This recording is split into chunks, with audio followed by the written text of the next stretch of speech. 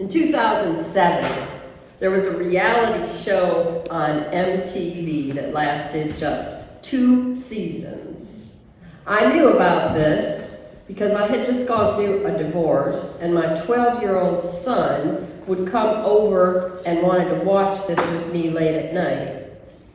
Anyone who knows how hard it is to get a child that age to do anything with you knows that I would stay up late and watch this show with him. It was called Scarred. The show lasted 2 seasons, and in it the producers tracked down kids who had posted videos of themselves doing extreme sports, rollerblading, skateboarding, skiing, snowboarding. They were doing extreme sports, and they had a scar to prove it. Scarred.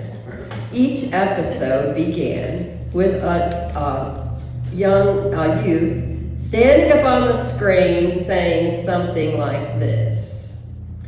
My name is Eli. I'm from Brunswick, New Jersey, and this is my scar story. And then it would go, and we would immediately see Eli and his buddies practicing skateboarding, for example, showing the places they like to ride their skateboards, talking about where the skateboard came from, until finally they showed that one day, when Eli was doing something smart like riding his skateboard down a rail of a whole bunch of steps, he missed the jump at the end. And then we would see blood, bone, squad, lights, a hospital, a gurney moving fast, hands, x-rays, bolts, things that hold your legs together when you break them, and ultimately his scar on the other side. They had 5 such features per show. I told you I watched these with my young son because this was a bonding experience. But you can imagine, we could have been watching the Chainsaw Murderer, and I would have been less scared watching these shows.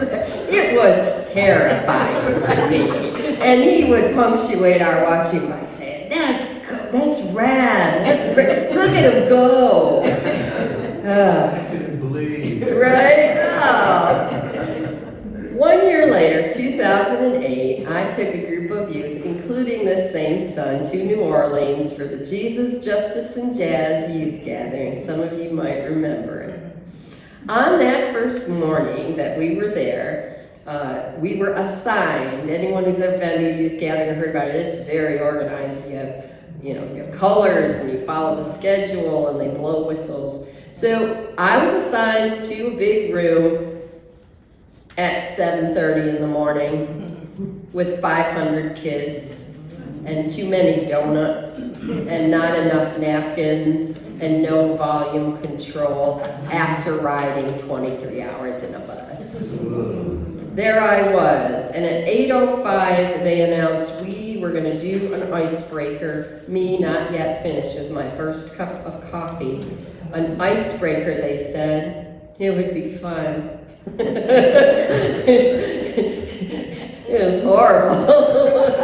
It was like speed dating. They wanted us to, every time the bell rings, you're going to stand in front of someone and you're going to tell them something about yourself, and here's a list of stuff you got to tell. You got to talk really fast, and then when the bell rings 30 seconds later, you got to find someone else, and the person that wins the prize is the one that gets through the most information from other people. I'm a bit of an introvert. This was not my thing. But I'm also a strategist, so I had a strategy. I was going to find the quietest youth in the farthest corner of the room, and I was going to go have my first speed date with that room and then sit down on the floor behind them and hope no one noticed. And so I did. When the bell rang, I made my way to the far corner of the room where there was this awkward-looking youth. Of course, they all looked awkward, right? That's the age they were. Awkward youth with red hair, very slender, looking pretty sleepy like me. And he was in the corner facing the wall, and I thought, oh, his strategy is don't make eye contact, right? So I went around him and said, we gotta do this. Hey, I already know you. You were on Scarred. And he was. Oh, wow. I watched him on this Scarred show, and it was the same thing. His face lit up. He was so excited that I knew that he was famous and really didn't belong in this place, right? And I looked at his scar again, all the way down his arm, and he told me the whole story again. And he was the only youth I talked to during our speed dating icebreaker. But I felt so good about it and blessed that I knew this boy, and I knew his scar, and I knew what he needed to talk about, right? That was God active in my life.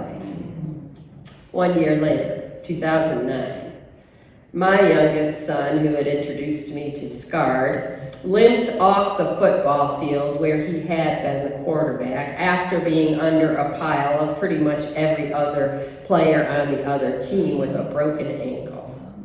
The surgery was relatively easy. He came home with medication, but once he got home, no matter how much we attended to his recovery with ice and raising the leg and medication, the pain kept doubling every hour. Now, this is a young man who has a high tolerance of pain. We ended up taking him back to the emergency, and for 3 days they had a pain team brought in to try to help with his pain, but they could not figure out what the problem was. Finally, his leg was showing signs of I don't really know the name of it, but they were talking about removing his leg. They were talking about removing his leg, and they said, we've got 72 hours, and at 73, we have no choice. We have to do this. It was one of the most anxiety-producing experiences I've ever been through. I mean, I know that there's a lot worse things that happen to people, but this was my baby, right? So it turned out at the 11th hour, or actually the 72nd hour of this whole ordeal, that the main surgeon was going home when he turned his car around. It was like a house episode, and said, I got it. He had something called compartment syndrome. Anybody familiar with that? So it's when your fascia wraps itself tight like a shrink wrap on your muscle and continues to pull tighter and tighter. He ended up having 4 surgeries in 10 days, 6 weeks of physical therapy, and to this day has 150 stitches on a scar that goes up in the back of his leg, and they saved that leg. Medicine, right? It may leave us scarred, but oh, the good that it does, oh, the lives that it can extend. When he was 18 years old, he had "Fear no evil" tattooed in the middle of his calf, right over that scar, which he took from the 23rd Psalm. That's right, fear no evil. Of course, it took me another 10 years to stop asking to see his scar. I always wanted to make sure, is it still together? Do we need to go back to the hospital? His patience wore thin with me on that. Scars are evidence that prove a story. They mark a trauma. They remind us, this really happened. I really went through this. You really went through this. Many of our scars mark our bodies, and frankly, if you ever want to get a whole bunch of youth talking, start a scar story circle, right? They just can't resist it. Everyone remembers the scar conversation in Jaws, right? Everybody remembers that. They just can't, because there's something about a scar that takes you back to when you got it and enables you to marvel that you made it through to the other side, and you are still here. To God be the glory. It marks a trauma of something that we went through. I wonder, If this story we read today about Thomas, in which we always focus on his doubt, it seems, or his lack of faith, or his need for evidence, I wonder if this could also be a story about Jesus, who needed to show his scars to Thomas as much as Thomas needed to see them. Anyone who has ever gone through trauma knows you need to talk about it. You need to show the scar. You need someone else to affirm you that this happened. You went through this and you're still traumatized, and that scar is still raw. And sometimes we ask about that scar 10 years later, right? I realize I'm a writer, and I've been reading through my journals that I kept during 2020. And I've realized by observing people lately that we are just starting to tell our scar stories from 2020, from what happened when COVID happened. At first, it was too raw. We couldn't really talk about it except in very vague terms. We might say something like, did you see them singing in Italy?